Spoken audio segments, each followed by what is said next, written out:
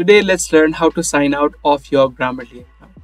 For any reason, if you're trying to log out or sign out of your Grammarly, then in this video let me show you how it's done. For this video I'm going to use the website of Grammarly to show you how you can log out of it. This is going to be a short and easy video, so let's get right in. First of all, let's head over to the website of Grammarly, which is grammarly.com. Now once you're on the website of Grammarly, you can see this interface. Now to log out of it, you'll be able to see a sign out option on the bottom left. And beneath, it's going to show you your current email address that you are logged in with. So you just need to click on sign out.